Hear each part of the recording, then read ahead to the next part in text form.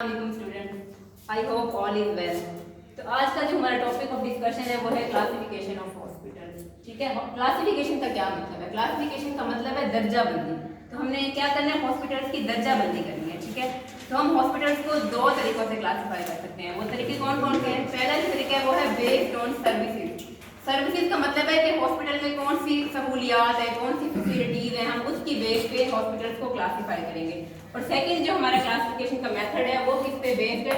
वो बेस्ड है ownership and control, मतलब उसकी मलकियत की बेस पे। ठीक है, वो कैसे चल रहा है उसकी बेस पे है, वो आया कि गवर्नमेंट है या प्राइवेट है। ठीक है, सबसे पहले हम डिस्कस करेंगे classification based on services.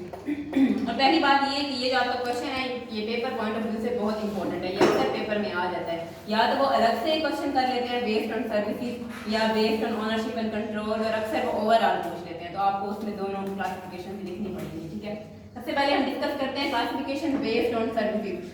Services की बिना पे हॉस्पिटल्स को हम 5 हिस्सों में क्लासिफाई करते हैं। ठीक है, वो कौन कौन से हैं? पहला हमारे पास है जनरल हॉस्पिटल। ठीक है, सेकंड है हमारे पास स्पेशलाइज्ड हॉस्पिटल, थर्ड है हमारे पास डिस्ट्रिक्ट हॉस्पिटल, फोर्थ है हमारे पास टीचिंग हॉस्पिटल और फिफ्थ है हमारे पास क्लिनिक।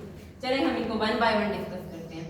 आप अगर इनके नाम पे ही फोकस कर लेना, थोड़ा सा कंसेप्ट अपने माइंड में बना ले, तो आप खुद से भी लिख सकते हैं, इनके बारे में इतना टफ नहीं है। ठीक है, पहला कौन सा है? General hospital. As the name indicates, नाम से ही पता चलता है जनरल हॉस्पिटल। जनरल हॉस्पिटल इस तरह का हॉस्पिटल होता है जिसमें हम डिफरेंट टाइप्स ऑफ डिजीजेज और इंजरीज के साथ डील करते हैं। जैसे हमारा THQ MLC में, अब देखिए उसमें हम जनरल, हम ये नहीं कह सकते ये सिर्फ इस बीमारी का हॉस्पिटल है। जनरली हम इसमें डिफरेंट काइंड ऑफ डिजीज को ट्रीट करते हैं। और इस हॉस्पिटल में काफी सारे डिपार्टमेंट होते हैं, जैसे ऑर्थोपेडिक, हड्डियों का अलग डिपार्टमेंट होता है, गायनी का अलग डिपार्टमेंट होता है। ठीक है, यूरोलॉजी का, ये किडनी से रिलेटेड अलग डिपार्टमेंट होगा, सर्जरी से रिलेटेड अलग डिपार्टमेंट होगा। ठीक है, तो इसलिए इसमें काफी सारे डिपार्टमेंट्स होते हैं। इसकी हम एग्जांपल में ऐड कर सकते हैं, जैसे DHQ है या THQ है। ठीक है, ये सारे जनरल हॉस्पिटल हैं। इसमें स्पेसिफिकली हम एक तरह की बीमारी को ट्रीट नहीं कर रहे, डिफरेंट काइंड ऑफ डिजीजेज को ट्रीट कर रहे हैं। इसलिए हम इसका नाम भी जनरल हॉस्पिटल रखा है। सेकेंड है हमारे पास स्पेशलाइज्ड हॉस्पिटल। अब इसका नाम ही जाहिर कर रहा है, स्पेशलाइज्ड हॉस्पिटल वो हॉस्पिटल होते हैं जिनमें हम स्पेसिफिक टाइप ऑफ डिजीज के साथ डील करते हैं। एक काइंड ऑफ, मतलब एक ही होगी, हम ये नहीं कहेंगे हम ओवरऑल डील करें। जैसे फॉर एग्जांपल कैंसर हॉस्पिटल है, उसमें हम सिर्फ कैंसर का स्पेसिफिकली इलाज करेंगे। अगर हम इनकी एग्जांपल्स को देखें स्पेशलाइज्ड हॉस्पिटल की, तो हम इसमें ले सकते हैं कैंसर हॉस्पिटल, जैसे Shaukat Khanum hospital the most famous. ठीक है, कैंसर हॉस्पिटल इसमें आ जाएगा। सीनियर हॉस्पिटल, सीनियर हॉस्पिटल कौन से होते हैं? ये जो ओल्ड एज पीपल होते हैं, ठीक है, उनके लिए ये अलग से हॉस्पिटल होते हैं। ये कराची में है लियाकत नेशनल हॉस्पिटल। ठीक है, उसमें ये senior citizen primary care unit अलग से है, उसमें ओल्ड एज पीपल का ख्याल रखा जाता है, उनकी सेहत को इम्प्रूव किया जाता है। ठीक है, और इसमें हम क्या ले सकते हैं? Psychiatric hospital. साइकेट्रिक हॉस्पिटल में हम जो दिमागी बीमारियां या जो इस तरह के मरीज हैं, मतलब जिनको कोई ना कोई इशू है, मेंटल इश्यूज हैं, उनके साथ हम डील करेंगे। ठीक है, उनकी बीमारियों को हम मैनेज करेंगे। और इसके अलावा हम इसमें क्या दे सकते हैं? ट्रॉमा सेंटर दें, ये जो इंजरीज के साथ डील करते हैं, एक्सीडेंट्स के साथ। ठीक है, और इसके अलावा इसमें आ जाते हैं रिहैबिलिटेशन सेंटर। रिहैबिलिटेशन सेंटर,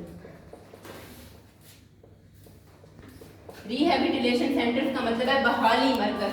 आप लोगों ने देखा है जो स्मोकिंग करते हैं या ड्रग्स यूज करते हैं, उनकी मतलब डी एडिक्शन करने के लिए, उनको एडिक्शन हुई है ना ड्रग्स की, उससे छुटकारा हासिल करने के लिए रिहैबिलिटेशन सेंटर्स होते हैं। उसमें क्या डिफरेंट टाइप्स ऑफ इंटरवेंशन होती है, उसमें ड्रग्स भी शामिल होंगी, उसमें लाइफस्टाइल इंटरवेंशन भी शामिल होंगी, उसको गाइड भी करेंगे, स्पीच थेरेपी भी होगी कि आपने कैसे इससे छुटकारा पाना है। ठीक है, तो वो डिफरेंट चीज़ों को कंबाइन करके वो क्या करते हैं, उसकी ड्रग एडिक्शन को खत्म करते हैं आहिस्ता आहिस्ता। ये रिहैबिलिटेशन सेंटर्स होते हैं प्रॉपर, ये मुल्तान में भी हैं, लाहौर में भी काफ़ी सारे हैं। ठीक है, जगह जगह, तो इनका भी बहुत इंपॉर्टेंट फंक्शन है। इनका मकसद रिहैबिलिटेशन का मतलब ये है रिस्टोरेशन, कि हम उसको, उस बंदे को जिसको ड्रग एडिक्शन हो गई, हम उसको नॉर्मल लाइफ की तरफ वापस लेके आते हैं। ठीक है, आहिस्ता आहिस्ता इस तरह की चीज़ें करते हैं कि वो उसकी जो एडिक्शन है वो खत्म हो जाए। ठीक है, उसको छोड़ दे ड्रग्स को। ठीक है, और थर्ड कौन से हैं हमारे पास? District hospital. आपको पता है जैसे ये बिहाड़ी में है, हमारा डिस्ट्रिक्ट बिहाड़ी है। ठीक है, तो वो डिस्ट्रिक्ट हॉस्पिटल कौन से हैं? ये हेल्थ केयर फैसिलिटी है डिस्ट्रिक्ट रीजन में, और इसमें नंबर ऑफ बेड और ज़्यादा होते हैं। वो क्यों होते हैं? देखिए जो तहसील लेवल है उसमें नंबर ऑफ बेड कम होंगे, फैसिलिटीज कम होंगी। अगर हम ऊपर ऊपर मूव करेंगे डिस्ट्रिक्ट लेवल पे, डिवीजन लेवल पे, उसी तरह जो हमारे नंबर ऑफ बेड हैं मरीजों के लिए वो बढ़ जाएंगे, आईसीयू में भी और लॉन्ग टर्म केयर में भी। ठीक है, और फिफ्थ हमारे पास आ रहे हैं टीचिंग हॉस्पिटल। अब देखिए जैसे ये निश्तर हॉस्पिटल है, ठीक है, उसके साथ उनका मेडिकल कॉलेज भी है, निश्तर मेडिकल कॉलेज है ना, और जैसे लोधरा में शाहिदा इस्लाम मेडिकल कॉलेज है, उनके साथ उनका हॉस्पिटल भी अटैच है ना। तो इनका मकसद क्या है टीचिंग हॉस्पिटल का? ये क्लिनिकल इंस्ट्रक्शन प्रोवाइड करते हैं स्टूडेंट को, उनको टीच करते हैं साथ साथ, बेशक वो एमबीबीएस के स्टूडेंट्स हैं, बेशक वो नर्सिस हैं। ठीक है, ये अटैच होते हैं किसी भी मेडिकल स्कूल, कॉलेज या यूनिवर्सिटी के साथ, और साथ साथ अपने स्टूडेंट को ये ट्रेनिंग देते हैं। ठीक है, ये उसलिए बनाए गए हैं। उनके साथ हॉस्पिटल भी है, मेडिकल कॉलेज भी, और दोनों अटैच हैं, हॉस्पिटल और कॉलेज। ठीक है, और फिफ्थ हमारे पास है क्लिनिक। एक बात आपने याद रखनी है, ये क्लिनिक का आपको अगर कोई पूछे क्वेश्चन कि हॉस्पिटल और क्लिनिक में क्या डिफरेंस है, हॉस्पिटल में हमने डिस्कस किया था, हॉस्पिटल जो है वो इन पेशेंट सर्विसेज भी प्रोवाइड करता है और आउट पेशेंट सर्विसेज भी प्रोवाइड करता है, लेकिन जो क्लिनिक्स हैं ये just out patient services provide करते हैं। ठीक है, इसका क्या मतलब है? इनमें मतलब कि एडमिट होने की सहूलत नहीं है, सिर्फ ये क्या करते हैं, ओनली आउट पेशेंट सर्विसेज।